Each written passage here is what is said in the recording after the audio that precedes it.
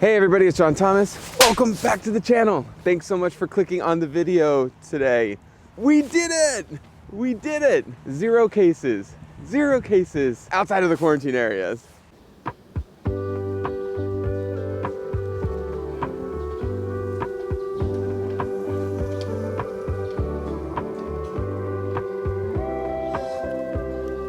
As you can see, it snowed. It snowed today. It's the second time it snowed.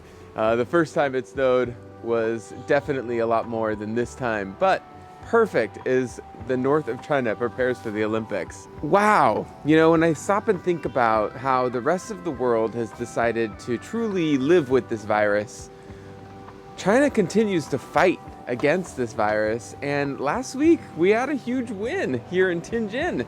We ended up with net zero cases.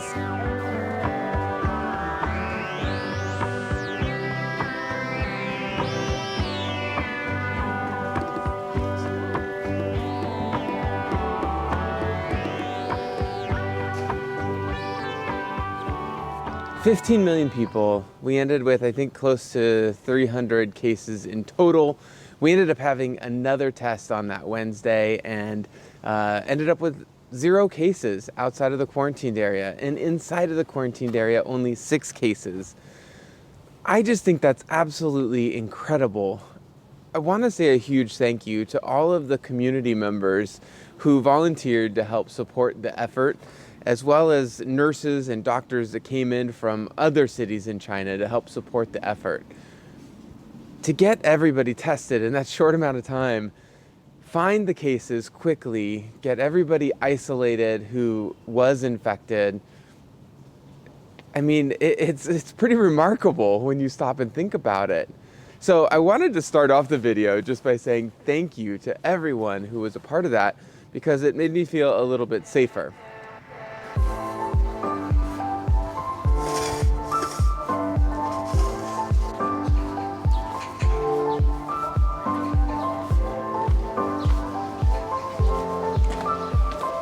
I thought I'd take you out on my morning walk today. It is cold, as you see, it snowed, and I'm trying to be disciplined. I'm trying to come out and walk every morning, even if the weather looks like this, where I have to be completely bundled up. I do have a mask in case there are people around me, but currently I'm by myself. So I want to talk a little bit more about this lockdown situation, because it definitely is a controversial subject. However, it's a really quite efficient way to get things done. Just so you know, in case you don't know, Tianjin is kind of in its own little area right now. We don't have many trains or planes to get in and out of the city. You also, it's very difficult to drive in and out of the city as well. There's a lot of red tape associated with your travel if you need to leave. Currently, all the train tickets like to Beijing are sold out, as you see here. There's no way to get in and out of the city for the next couple of weeks. If you want to fly out, it's also a little bit challenging. I was supposed to head to Shanghai last week, or the week before last, and all my flights were canceled by the airline. Nobody from Tianjin is to leave. As the Beijing Winter Olympics comes close, I'm so disappointed because they announced that they won't be selling any tickets to be able to go.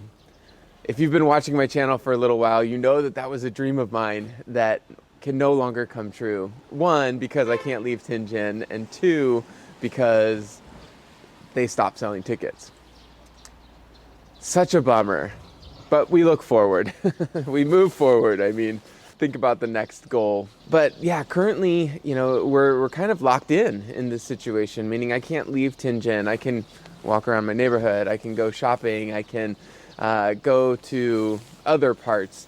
I hesitate because if you end up crossing different areas where there was a case, you might get red coded on your health code, and that's a little bit scary.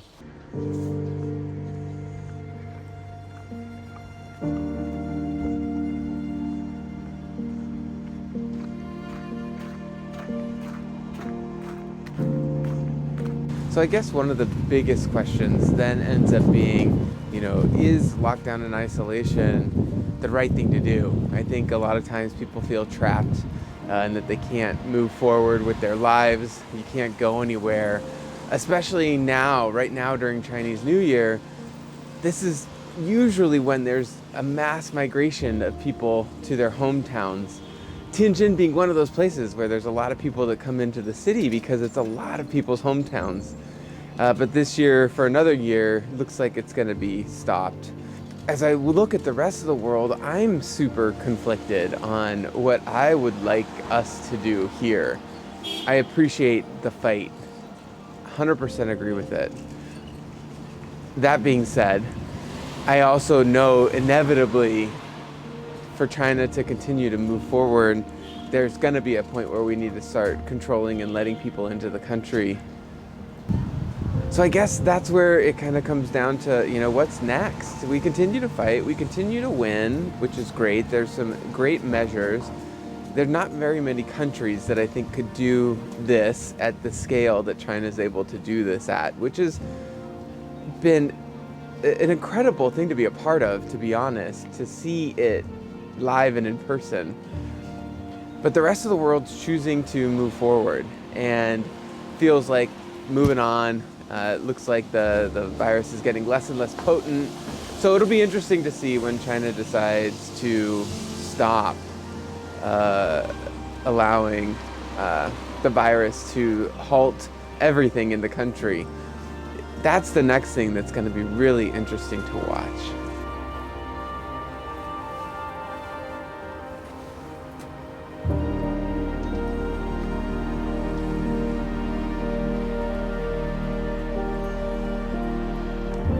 What are your thoughts on the whole isolation situation, closing down areas? I know we were all a part of something similar.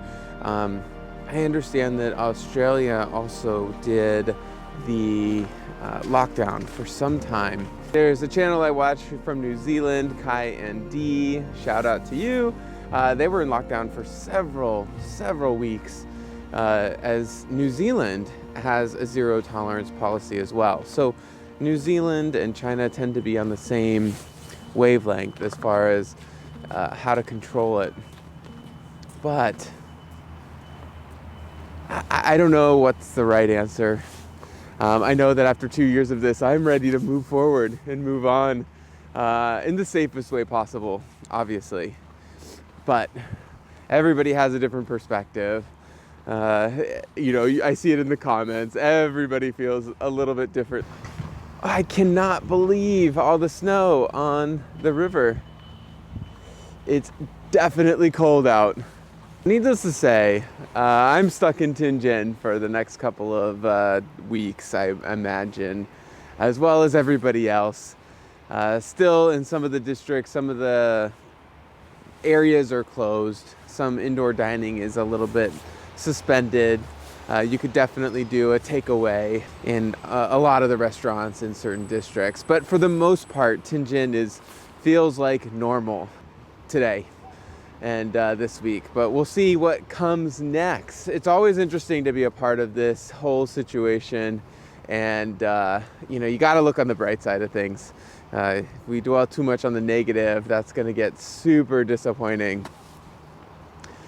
Well, thanks everybody so much for watching the video today. I know it was another short one, but I am a busy guy and this is just a hobby that I do on the side. So thank you so much for watching and I'll see you in the next one. Bye.